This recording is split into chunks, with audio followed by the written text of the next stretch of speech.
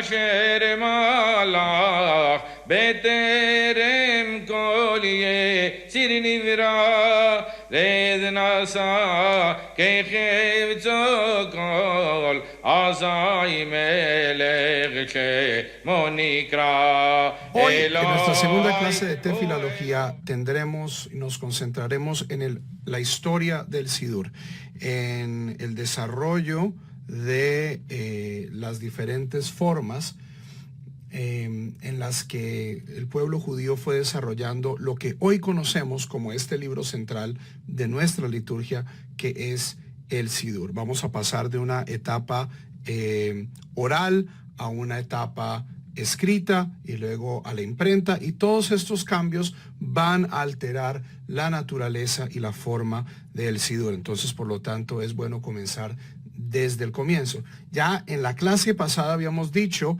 que el Sidur era un invento, o sea, que la tefilá es una respuesta a la destrucción del templo. Entonces, los orígenes del Sidur, los orígenes de nuestra oración deben ser encontrados justo en ese momento.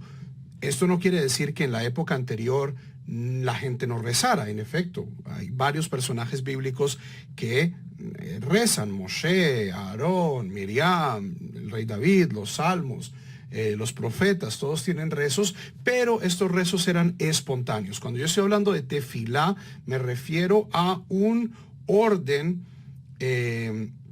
repetitivo y fijo a través del cual yo sirvo a Dios, ¿cierto? Y no simplemente peticiones espontáneas de mi corazón, aunque eso pues también es parte de la oración, pero tefilá es algo muchísimo más estructurado. Y esto solo comienza una vez los judíos nos hallamos por fuera de la tierra de Israel, en el exilio babilonio, y no contamos con el Bet HaMikdash. Entonces, ese es nuestro punto de partida, y quiero mostrarles esta pequeña cronología que he hecho. El templo de Salomón, el primer templo, es destruido en el año 586 antes de la era común por Nebuchadnezzar, por Nabucodonosor, el rey de Babilonia. ¿Ok? Y el exilio comienza un poco antes de la destrucción. Ya habían sido llevadas ciertas familias importantes a Babilonia, pero ya a partir del año 586 es absolutamente obvio que el templo ya no está. Y el pueblo de Israel comienza a desarrollar esta institución de la sinagoga, donde la oración comienza a reemplazar o comienza a sustituir el servicio, la avodá, el servicio recurrente del Bet HaMikdash, del templo. Y el primer precedente fuerte que tenemos de esto lo encontramos en el libro bíblico de Daniel, del profeta Daniel, el cual estamos hablando del primer año del reinado del rey Darío, del rey persa Darío, es decir, el año 522 antes de la era común. Y eso es lo que dice, vamos a leer dos textos de Daniel. Uno que nos indica que ya hay una cierta regularidad de la tefilá, al menos ciertas personas ya lo están haciendo. Eso no significa que todo el mundo estuviera ya rezando 3 veces al día, pero ciertamente un líder religioso como Daniel ya estaba adoptando la tefilá como una práctica regular. Ok, entonces estamos en el libro capítulo 6 de Daniel, versículo 11. El libro de Daniel tiene partes escritas en arameo. Esta parte es en arameo.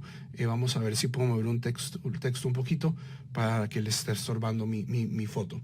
Ve Daniel que de yada de Rashim que estaba al leveite. Cuando Daniel supo lo que se había escrito, subió a su casa. ¿Qué es lo que se había escrito? Personas en la corte del rey Darío que le quieren hacer mal a Daniel dicen que uno solo se puede postrar y solo le puede rezar al rey. Daniel, entonces, ¿sabe esto? Sube a su casa. Vejavin petijan ley bealiate. Y abre las ventanas de su segundo piso, Neged Jerusalem, las ventanas que se dirigen hacia Jerusalén. Vezimnin tlata beyoma, y 3 veces al día, hu barech al birkohi umetzale umoda kadam elahei. Y 3 veces al día se postra, se arrodilla sobre sus rodillas, hace postración y reza y agradece a su Dios. Kol kabel de Havai Aved min kadam dana, como ya lo había hecho desde antes. Es decir, esto no es algo que Daniel se inventa, esto es una práctica que Daniel está continuando y que al menos vemos que está ya en la élite espiritual del pueblo de Israel 60 años después de la destrucción del templo. Oración regular con dirección a Jerusalén, como lo hacemos hasta el día de hoy, y con prostración sobre las rodillas, con prostración. Esto lo vamos a discutir mucho posterior. La oración bíblica y la oración en el segundo templo, y posiblemente hasta la época medieval, se parecía mucho más a lo que hoy conocemos como la oración musulmana, es decir, con prostración completa. Las causas de por qué abandonamos esta costumbre, las estudiaremos en ese caso. En el segundo texto de Daniel que quiero traer a colación es porque ya el Tanaj cita una de las oraciones de Daniel, y es una oración que se siente ya muy sidureña, si podemos inventarnos tal adjetivo, se siente muy propia. Ya el lenguaje de la oración es muy cercano al lenguaje que va a aparecer en el Sidur, y es un lenguaje de autorreflexión, y vamos a ver que es un lenguaje colectivo. Daniel no está rezando solo por sí mismo, sino está hablando de nuestras necesidades, de las necesidades colectivas del pueblo de Israel. Entonces estamos en el capítulo 9, versículos 4 dice 4 a 7, pero bueno, es bueno. Vaetpalelal Adonai Elohei veitvada, y le rezó a Hashem su Dios, y hizo confesión. Veamerá Ana Adonai, y dijo, por favor Adonai, Hael Hagadol vehanorá, el Dios grande y tremendo, Shomer Haberit vehachesed, que guarda el pacto y el amor, le ohavav u le shomrei mitzvotav, para aquellos que le aman y guardan sus mandamientos. Esto es prácticamente una oración contemporánea. O sea, esto se siente, los rabinos cuando compusieron las formas del Sidur tenían estos textos en mente. Versículo 5, Hatanu ve avinu ve hirshanu umaradnu ve surme mitzvoteja o mishpateja. Hemos errado, hemos transgredido, hemos hecho mal, nos hemos revelado. Todo esto, aquellas personas que han participado en Yom Kippur, es prácticamente verbatim parte del vidui. Hatanu asham, ¿cierto? Vesurme mitzvoteja o mi mishpateja, y nos hemos alejado de tus mitzvot y de tus leyes. Versículo 6, Velo sham'anu el abadeja aneviim, y no escuchamos a tus siervos los profetas, asher dibru bishmeja, que hablaron en tu nombre, el malheinu sareinu baboteinu, a nuestros reyes, nuestros ministros y nuestros ancestros, ve el kol am haaretz, y sobre todo las personas del pueblo. Leja Adonai hatzdaka ulano boshet opanim kayom hazeh, para ti es la justicia y para nosotros la vergüenza hoy día. Leish Yehuda ule yoshvei Yerushalam, para las personas que están en Judea y para los que habitan en Jerusalén, Ulhol Israel akrovim varajokim, y para todo el pueblo de Israel, tanto los lejanos como los próximos como los lejanos. Bechol haratzot asher hidachtam sham bemaalam asher maalubach. Y todo el pueblo de Israel, los lejanos, los cercanos y los lejanos, en todas las naciones donde los has apartado por su robo, meilá, por lo que te han hecho. Entonces aquí tenemos ya una noción de que la tefilá es algo universal. O sea, uno cuando pide no solo por mí, sino pide por todo el pueblo de Israel. El pueblo dice, o sea, la tefilá es algo colectivo y es algo que aparece ya clarito en este texto de Daniel. Nos saltamos un par de cosas. Versículo 17. Ve'ata shema Eloheinu el tfilat avdeja ve'el tahanunav. Y escucha, por favor, Dios, la oración, tefilá de tu siervo y su tahanun, es decir, sus peticiones. Ve'ha'er paneja al mikdasheja, y ilumina tu rostro sobre tu santuario, Hashamem, tu santuario destruido, Lema'an Adonai, por tu Lord, o sea, por ti mismo. Hate Elohai Osneja, Ushma, Pekach Eineja Uree. Por favor, mi Dios, abre tus oídos y escucha, abre tus ojos y ve, Shemamoteinu, nuestra desolación, Vejair Asher Nikra Shemeja Aleja, y la ciudad sobre la cual se llama tu nombre, Kilo al Sitkoteinu Anachnu Mapilim Tanoneno Lefaneja, por no sobre nuestra justicia, nosotros arrojamos, o sea, te cubrimos con nuestras súplicas, que al rajameja jarrabim, sino por tu y misericordia infinita. Este versículo de Daniel, hasta el día de hoy, es parte de la liturgia del Sidur. Al final de Tahanún, ustedes lo van a encontrar en prácticamente todas las traducciones. Entonces, volviendo a nuestra cronología, tenemos la destrucción en el año 586 y ya para el año 522, es decir, 40 años después, hay una costumbre de hacer tefilá recurrentemente y hay un lenguaje que ya es muy reconocible como el lenguaje de nuestra tefilá. ¿Ok?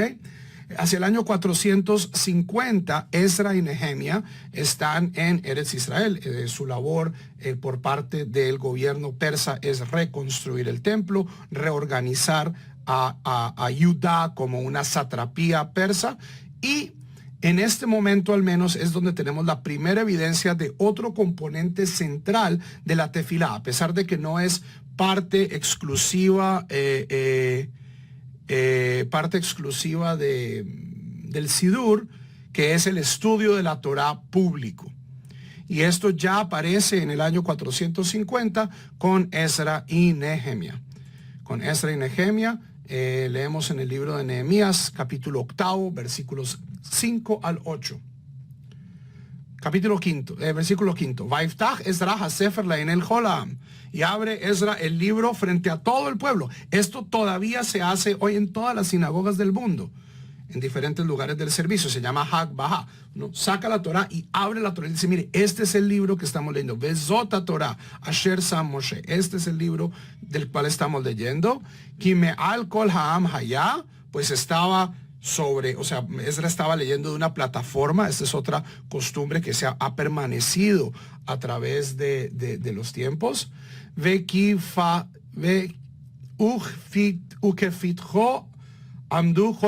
cuando lo abre, todo el pueblo se pone de pie, lo cual, de nuevo, es una costumbre hasta el día de hoy. Esa es una costumbre que tiene 25 siglos. Versículo 6, Vayevarech Ezra et Adonai ha-Elohim ha-Gadol, y bendijo a Ezra a Dios, a Hashem, el Dios grande, veyanu jolaam, amén, amén, y la gente respondió, amén, amén, bemoal yedeihem, elevando sus manos. Esto es algo que nosotros hoy no hacemos prácticamente en ninguna parte de nuestra tefilá, pero en el mundo antiguo esta posición era un símbolo universal de el rezo, elevar las manos.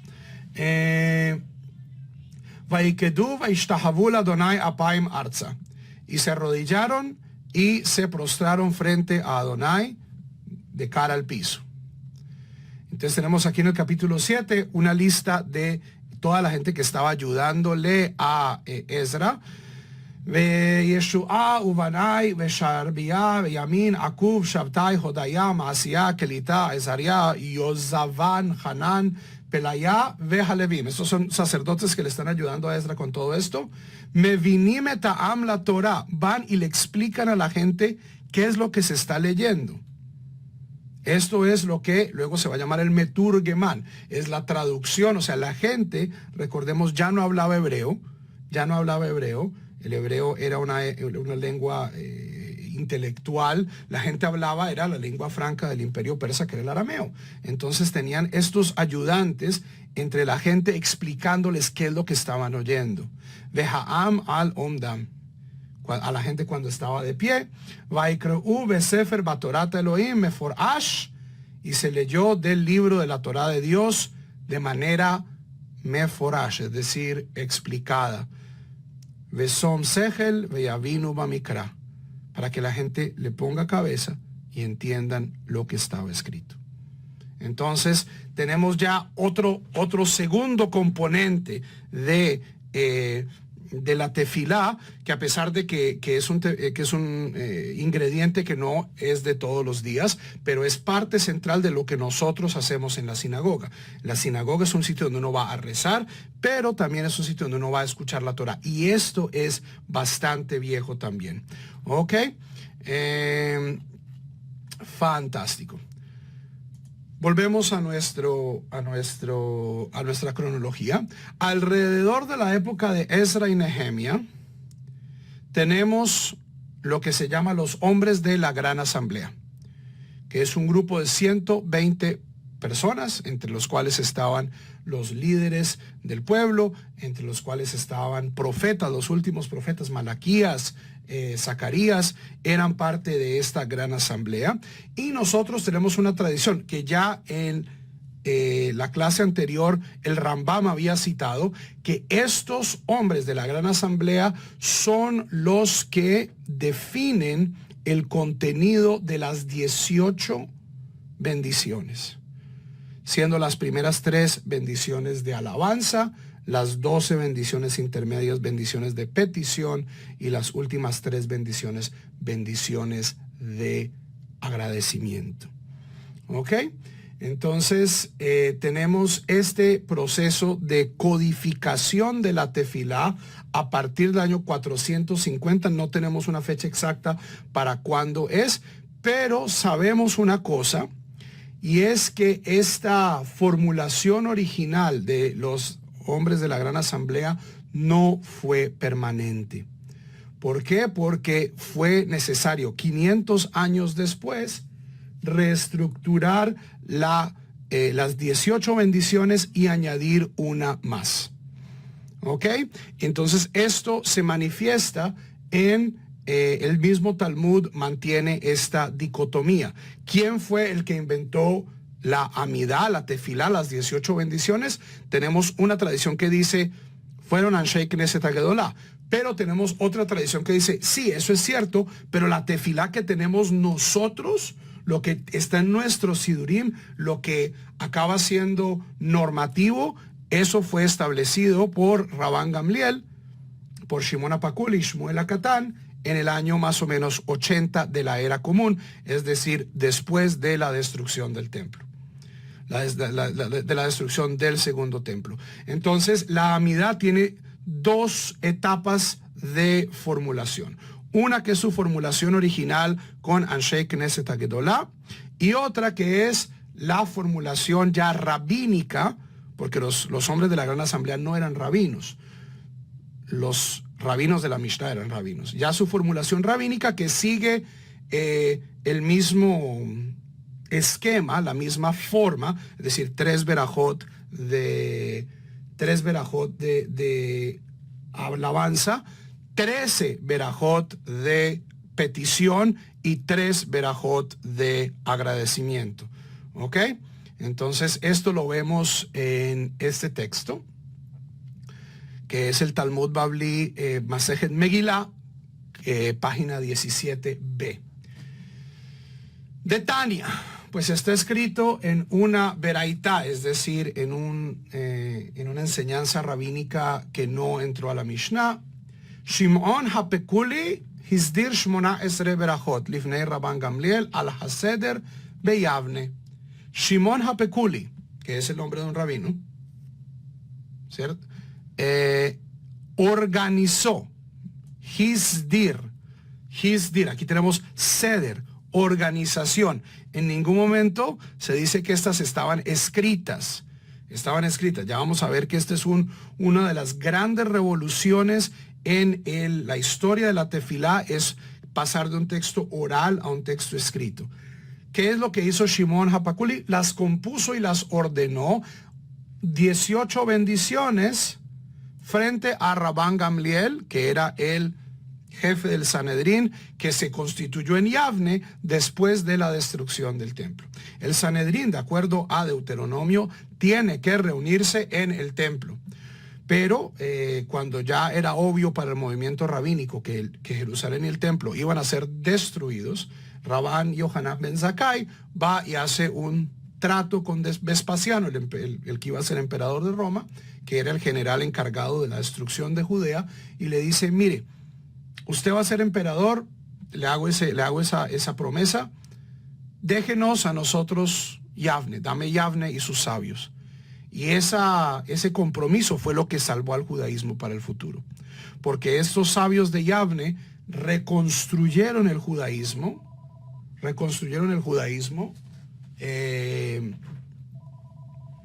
para las generaciones. ¿Ok? Disculpen un segundito.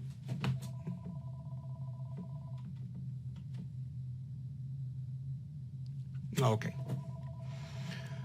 Amar Rabbi Yohanan, dice Rabbi Yohanan, ve amre le be matnita, pero dice en una Mishnah, Tana mea ve'esrim zekanim uvahem kama nevi'im tiknu 18 berajot al haseder. Está escrito en otro lado del Talmud, en otro lado de la Mishnah, que fueron los 120 sabios, los 120 ancianos, y entre ellos varios profetas, los cuales establecieron las 18 bendiciones de la Amidá en su orden. Entonces, ¿cómo nosotros resolvemos esta contradicción? Sabiendo que lo que se crea en la Gran Asamblea es la fórmula.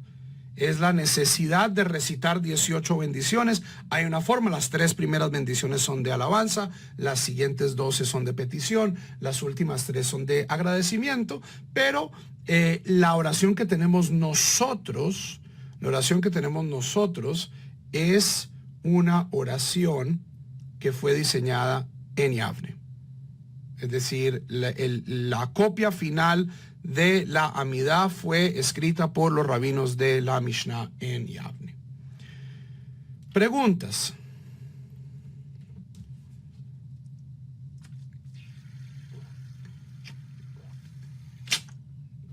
Preguntas. Paralelamente a esto, vayan poniendo las preguntas. Paralelamente a esto, nosotros tenemos también que el templo, estamos viendo un poquito en el pasado, en el templo mismo había ya una cierta liturgia que nosotros vamos a reconocer, al menos partes de ella, como propia. O sea, por un lado, los hombres de la Gran Asamblea estaban desarrollando la Amidá, pero por el otro lado, en el templo mismo ya se hacía algo que nosotros vamos a reconocer.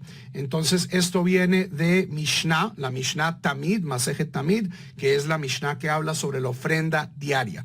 Y aquí se está describiendo la liturgia de cómo se ofrecía el cabrito, de la mañana, es decir, el tamid de la mañana. Ya respondo tu pregunta, Alberto, es una buena pregunta sobre la bendición adicional, ¿cuál fue? Entonces, cuando se estaba ofreciendo el cordero de la mañana, el tamid de la mañana, había una persona encargada de recitar una liturgia. ¿Cuál era esta liturgia? Amar lahem hamemune, la persona encargada les decía: Barjú berajá ahat, vehen birjú. Bendigan la primera bendición. Y ellos la bendecían. Luego el Talmud nos dice que esta berajá es la berajá ahavat olam, que es la bendición. Dios, nos has dado Torah, nos has dado mitzvot. Es la bendición que viene justo antes del Shema. Vekara'u aseret hadevarim. Luego recitaban las 10 sentencias, lo que los cristianos llaman los 10 mandamientos. Shema, el párrafo del Shema. Vehaya im shamoa, el segundo párrafo del Shema, es decir, Deuteronomio 11:13 en adelante. Y Vayomer, de Números 15:37 en adelante, es decir, el párrafo sobre Tzitzit. Entonces se hacía una verajá, recitaban los 10 mandamientos, lo que hoy nosotros conocemos como los 3 párrafos del Shema, ubirhu et ha'am, shalosh berajot. Y luego, o sea, esto estamos hablando del templo. Entonces luego los Kohanim salían y hacían Birkat Kohanim, bendecían al pueblo con la triple bendición sacerdotal. Y luego decían, o sea, con 3 bendiciones, las cuales son Emet Veyatziv, que es la bendición que hoy recitamos después del Shema, Va'avodah, una bendición por el servicio del templo, Ubirkat Kohanim. Y luego hacían Birkat Kohanim. Con eso terminaba la liturgia del templo. Ube Shabbat, y en Shabbat, Mosifim Birkat Achat le Mishmar Hayotze. Y en Shabbat añadían una verajá más para el grupo de Kohanim que estaban terminando su turno. Entonces, si por un lado tenemos a los rabinos desarrollando la liturgia de lo que es la Amidá, ya en el templo tenemos nosotros la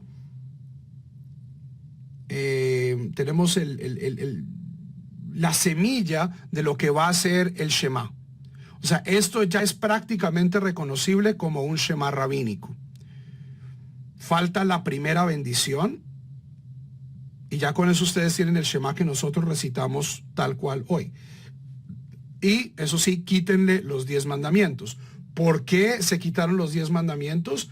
Los 10 mandamientos solían ser tremendamente importantes en la liturgia judía, pero dado el énfasis que le dieron los cristianos a los 10 mandamientos, estos fueron eventualmente filtrados de la liturgia. ¿Ok? Dado que los cristianos se concentraban en las 10 sentencias como una pieza fundamental de legislación y le daban mucha importancia, el judaísmo prefirió desenfatizarlo, entendiendo pues que en el judaísmo no hay 10 mandamientos sino 613. ¿Ok? Ok, entonces tengo la pregunta de Shmuel. Esta midá no se conservó, no, la midá de Anshei Knesset Agedolá no se conservó, no se mantuvo. Yavne queda en las afueras de Tel Aviv. Hay gente que dice que o sea, hoy Yavne, eso es un suburbio de Tel Aviv. Hay gente que dice que el Yavne original era en la Galilea, pero un pueblito en Eretz Israel. ¿Ok?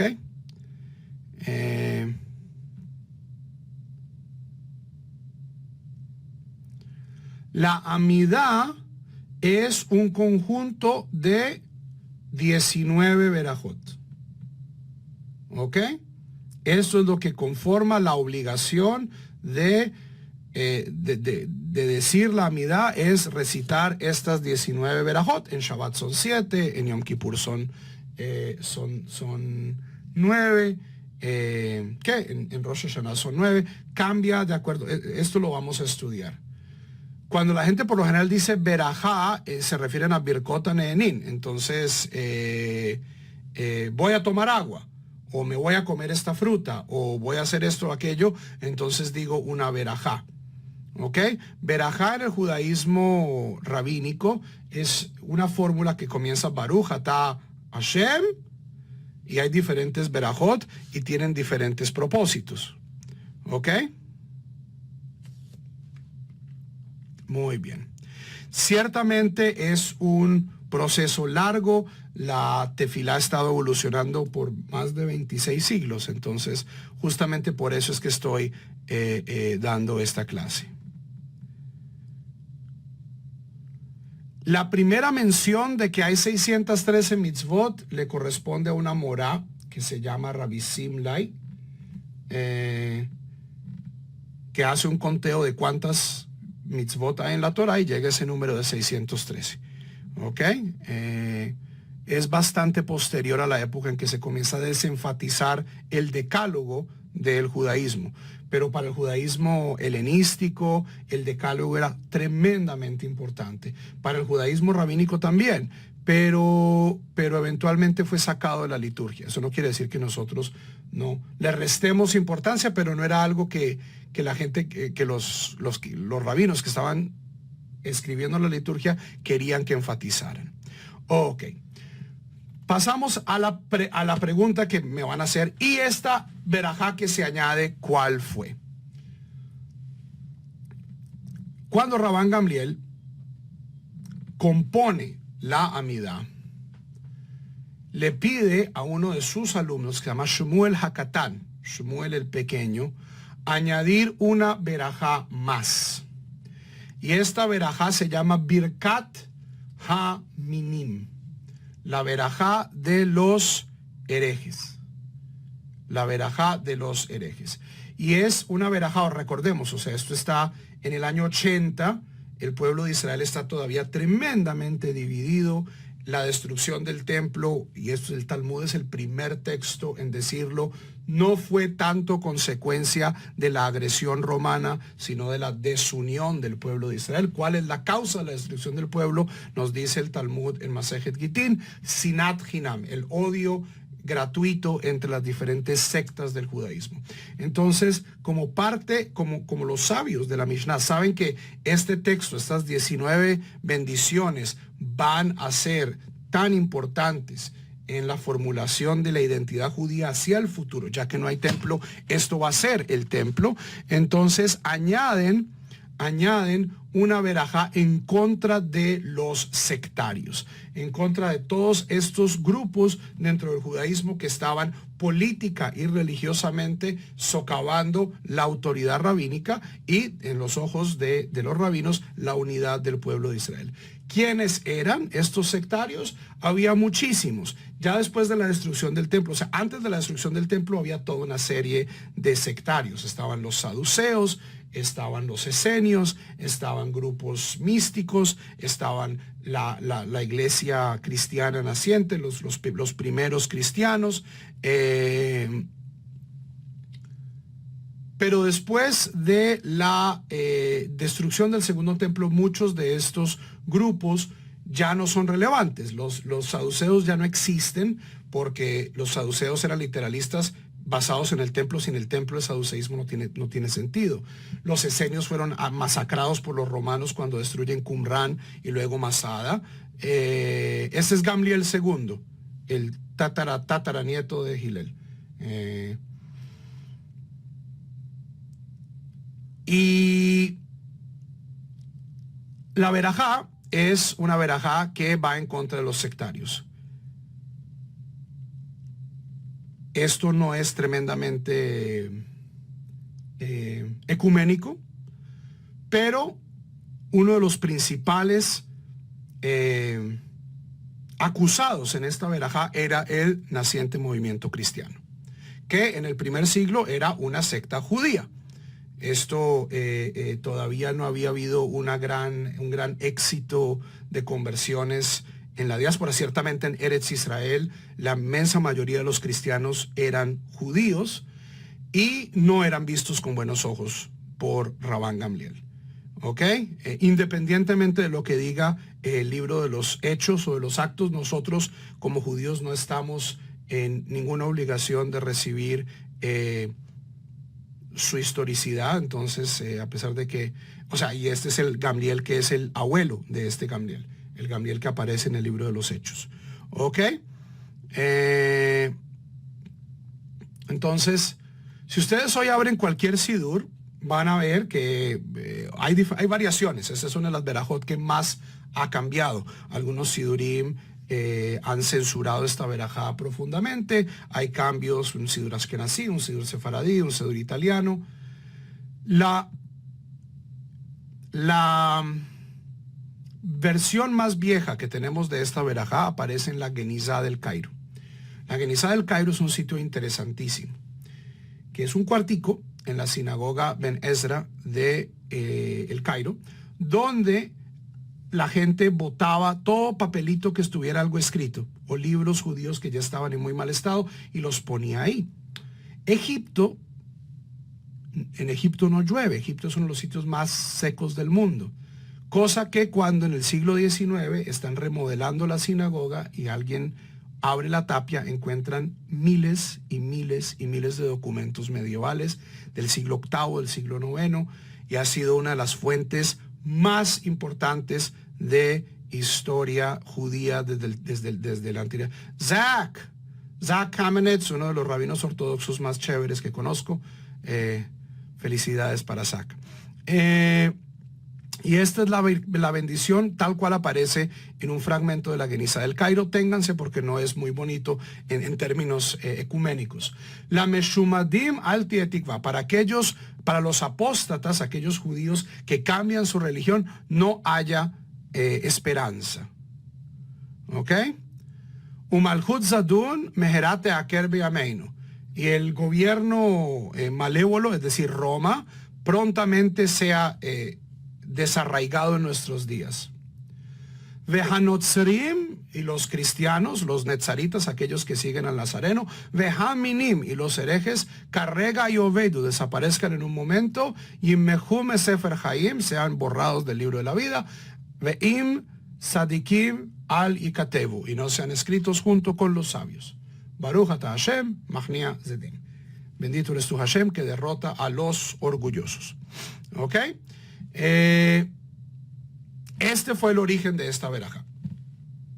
No me cabe la menor duda que los esfuerzos del movimiento rabínico en contra de la iglesia naciente fueron una de las razones por las cuales esta bendición se compuso. Punto y aparte, aquí estoy hablando motu propio. Afortunadamente, y ciertamente en nuestros días, el texto ha ido cambiando. ¿Ok? Porque dudo mucho que nosotros pudiéramos establecer relaciones productivas y amorosas con nuestros vecinos y nuestros hermanos y nuestra familia cristiana si nosotros tuviéramos que recitar esto 3 veces al día. ¿Ok? Entonces, hoy en día, esta verajá habla de los enemigos de Dios, de los enemigos del pueblo de Israel, de la gente mala, que tiene la gente mala. No hay exclusividad, no hay una religión de la cual venga la mayoría de la gente mala. Y me parece que este texto de Birkat Minim, como el resto de la tefilá, ha ido evolucionando en este caso, a través de censura y contracensura, pero ha ido evolucionando para suplir las necesidades espirituales del pueblo de Israel. Y en mi opinión, tener una relación adversarial, una relación de enemistad con el cristianismo, no es bueno ni para el judaísmo, ni para el cristianismo, ni para la agenda de traer la Geulá al mundo. ¿Ok? Pero es absolutamente innegable que esta verajá tiene su comienzo en una tensión muy fuerte que había entre la iglesia naciente y el movimiento rabínico, que no veía a la iglesia naciente con buenos ojos. ¿Ok? A ver, preguntas.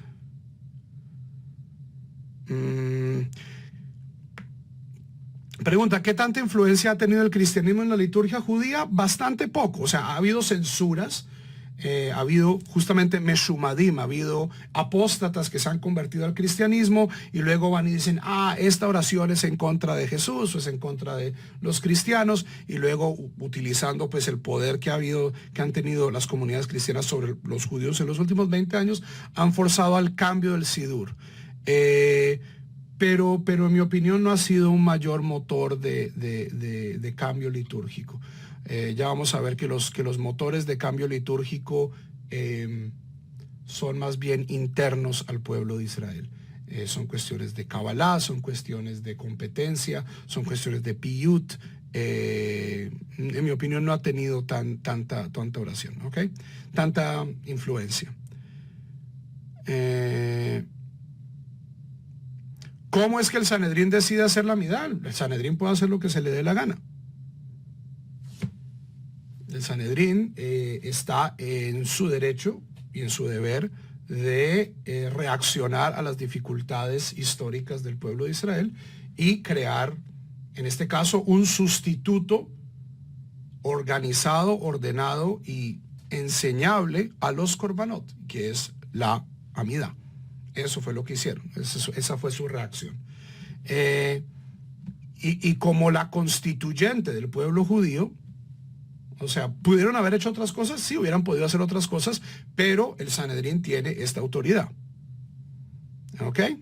Sobre Avineino hablamos después. O se está hablando de la ley, ¿no? De lo que se corta la ley. De la ley no vamos a hablar mucho después. Ok, entonces tenemos Rabban Gamliel, Shimon HaPekul y Shmuel HaKatan. Se componen estas berajot, se redacta la Mishnah, y todo va a ir muy bien por los próximos 800 años. Los próximos 800 años no va a haber un gran desajuste litúrgico en el pueblo de Israel. ¿Ok? Se me olvidó poner algo aquí. Pero podemos, es la maravilla del internet. Ok. Alrededor del año 600 de la era común comienza un fenómeno que se llaman los Paitanim. Paitanim viene de poeta, es una palabra griega. Paitanim son compositores de poesía. Y es sobre este marco tremendamente breve y tremendamente flexible de la tefilá, comenzaron rabinos y poetas y escritores a componer sus propias oraciones. Y eso es lo que se llama piyutim. Y hacia el año 600 en Eretz Israel hubo una explosión de escritura poética. ¿Por qué es importante? Porque esto va a causar una revolución en cómo se maneja la tefilá. ¿Por qué? Porque desde Anshei Knesset HaGedolah, la naturaleza de la tefilá es preeminentemente oral. Es decir, la gente no tenía sidurim escritos, sino que toda la oración era de memoria, era memorizada, todo era oral. Entonces les voy aquí a leer dos fuentecitas del Talmud que hablan sobre la preeminencia del material oral y de la prohibición de escribir cosas orales. ¿Ok? Estamos en Talmud Bavli, Gitin 60b. Devarim shebichtav y atar rashai leomram al pe. Las cosas que están escritas no tienes tu derecho a decirlas de manera oral. Es decir, yo no puedo recitar la Torah de memoria. Devarim shebe'al pe, las cosas que están escritas, que son orales, y atar rashai leomram bichtav. No puedes decirlas de algo de escrito. De Bei Rabbi Ishmael, Tana, la escuela de Rabbi Ishmael enseña, ele ata kotev, ve'i ata kotev halachot. Ele hadevarim. Estas son las cosas, las palabras de la Torah, tú las escritas, pero uno no escribe halachot. La Mishnah Haverim no era un libro, era un corpus memorizado.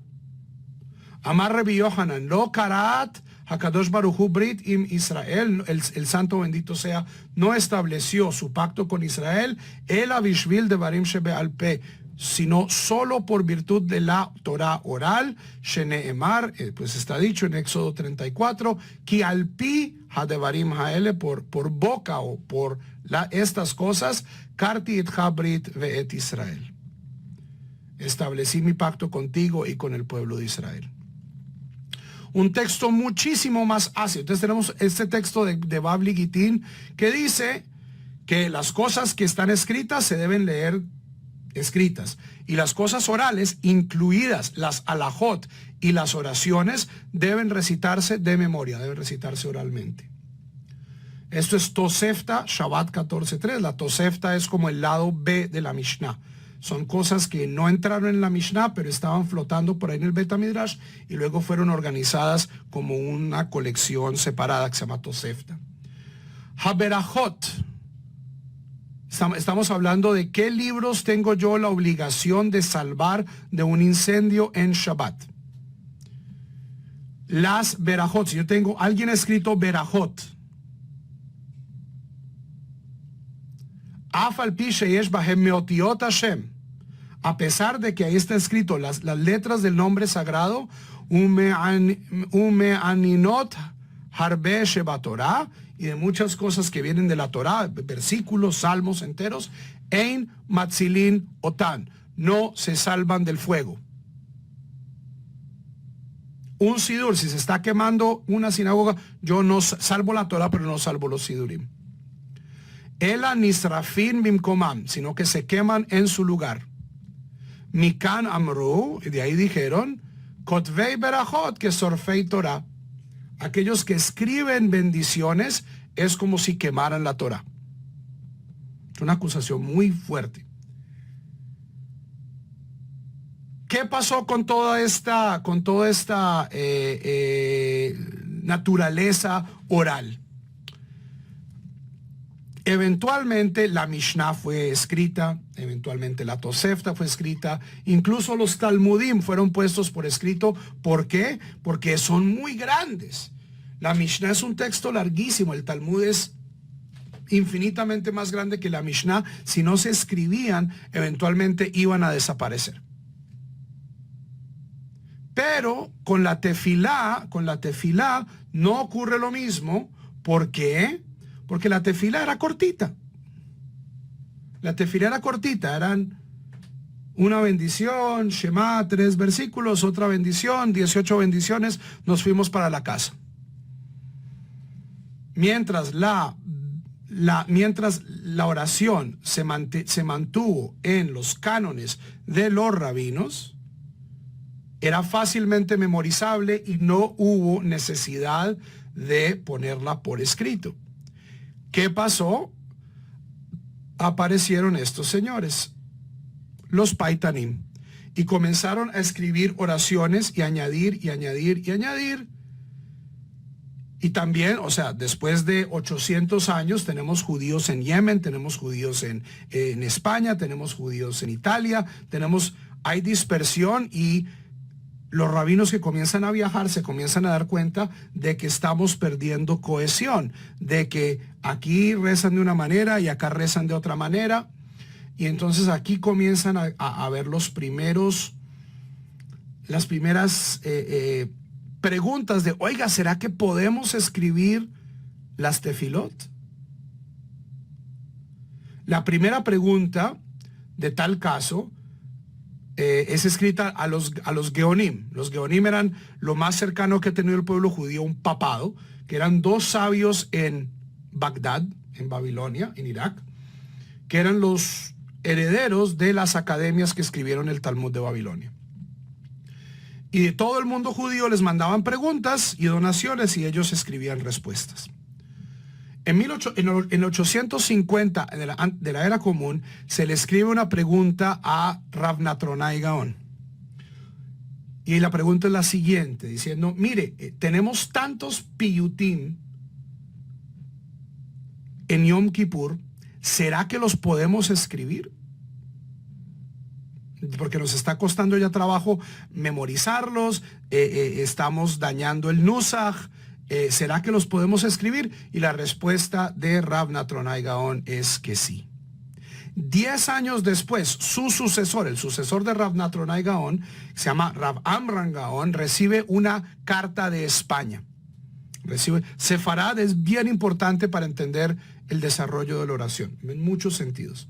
Vamos a ver que es el primer sitio donde se imprime un sidur, es el primer sitio que pregunta por un sidur. Entonces le manda una pregunta de Sefarad a Rav Amram Gaon diciéndole, oiga, no sabemos muy bien cómo rezar no tenemos claridad de qué se hace, qué no se hace.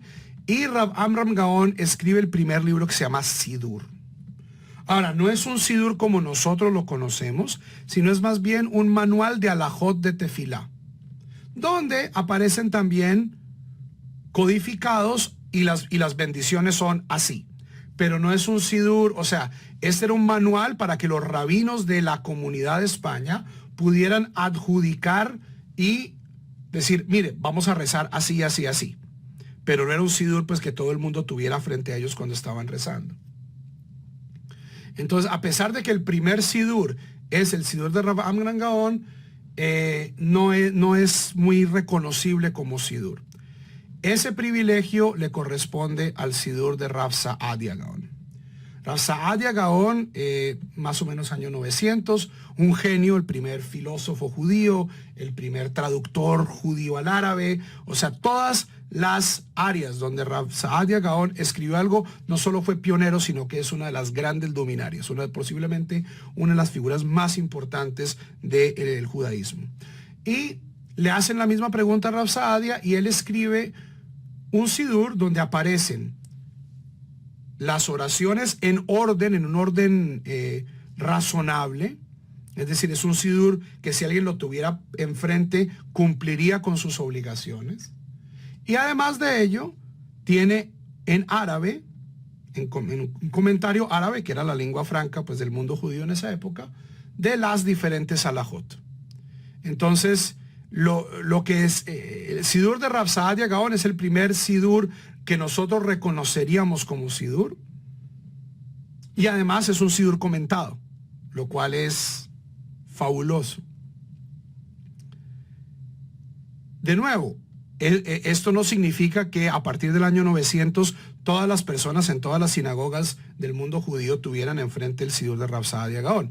Habría un par de copias que estaban en la biblioteca del rabino con la que se entrenaban a los Hasanim, pero la mayoría de la gente pues seguía rezando de memoria y esto yo supongo que eran la mayoría de las personas ni siquiera rezando de memoria, sino yendo a la sinagoga, oyendo al Hasan rezar y diciendo amén, amén, amén. Por eso es que se hace la repetición de la amidá. Por una persona que no sepa rezar, pueda decir amén y cumplir con su obligación halágica de rezar. En el año 1100, en la ciudad de Vitry, en Francia, el rabino Simcha ben Shmuel publica su Mahzor Vitry, que es el primer sidur ashkenazí. Los sidurim de Rav Saadia y de Rav Amram, por supuesto, privilegiaban la tradición babilonia, que luego va a transformarse en la tradición sefaradí o el proto-sefaradí. El Mahzor Vitry, el Rav Simcha ben Shmuel era un discípulo de los discípulos de Rashi, y lo que hace es codificar las liturgias y las prácticas de oración de el centro de Europa. ¿Ok? Es decir, de lo que luego vamos a conocer como Ashkenaz. Y vemos que la evolución es bastante acelerada. En 1186, el Rambam, Rabbi Moshe ben Maimón, como parte de su Mishneh Torah, además del Mishneh Torah, o sea, como si no fuera suficiente la inmensidad del Mishneh Torah, el Mishneh Torah tiene un sidur donde están las tefilot para todo el año. Todo el año. Kippur, Rosh Hashanah, clariticas. Y es un sidur tremendamente chiquito. Tremendamente, no es gordito para nada. No, o sea, si ustedes ponen un Birkat Shlomo en un lado y pueden poner 20 sidurim del Rambam y se les balancea. Y luego pasan dos cosas que van a cambiar radicalmente los sidurim y que van a crear el sidur que nosotros conocemos. El primero de ellos sucede en 1446, que es la invención de la imprenta. Y cuando se inventa la imprenta, esto va a permitir que todo judío pueda tener frente a sí un sidur. Maravilloso. Maravilloso, esto es algo maravilloso, genera literal. Pero también va a generar que el sidur del Rambam, que era así de gordito, engorde monstruosamente. ¿Por qué? Porque los impresores van a competir. Van a competir. Entonces, para vender más sidurim, entonces, este tiene más. Entonces comienzan a meterle más y más y más cosas a los sidurim, y los sidurim comienzan a engordar, engordar, engordar. Hay incluso un sidur del siglo XVI donde en la primera página el impresor le dice, y si usted compra este sidur, yo rezaré por su alma. O sea, prometen cosas bien interesantes. La segunda cosa que va a engordar el sidur, que va a transformar el sidur, o sea, el sidur de los rabinos era 2, 3, 4 paginitas, el sidur del Rambam tendrá 10, y luego tenemos el Birkat Shlomo y el Tehilat Hashem, que son cosas gordísimas. Por un lado es la competencia entre impresores, y el otro gran culpable es la Cábala. La Cábala comienza a añadir recitaciones de salmos, Kavanot. En el siglo XVII hubo una serie de peste. La peste bubónica estaba volviendo. Entonces, tenemos que decir Parashat Ketoret porque eso es buen agüero en contra de la peste. Y comienza el sidur también a engordar. Y finalmente lo que hace el sidur mucho más gordo es también que eventualmente vamos a necesitar traducciones lado a lado. Entonces, rápidamente en esos últimos... dejemos aquí y en la próxima clase comenzamos y terminamos la historia de los sidurim a partir de esto. Preguntas. En los últimos 3 minutos.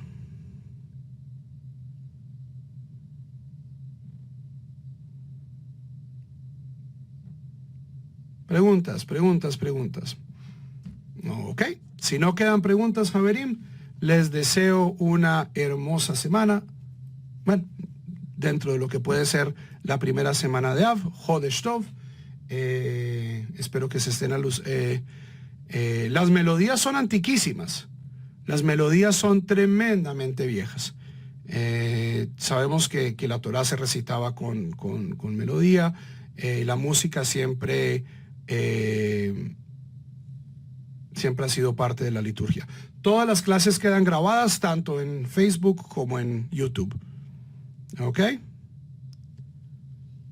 ¿Desde cuándo se hace la repetición de la midá? Es una costumbre bastante vieja, porque justamente está satisfaciendo que no había sidurim impresos, y había mucha gente que no se sabía la tefilá. El mínimo obligatorio depende de tu rabino. Eso depende de tu rabino. Hay gente que es bastante más minimalista. Yo no me considero un minimalista radical. ¿Quieren ver cuáles son mis mínimos? Pueden bajar mi sidur para principiantes de sidurkts.com. Javerim, Kol Tuv, nos estamos viendo y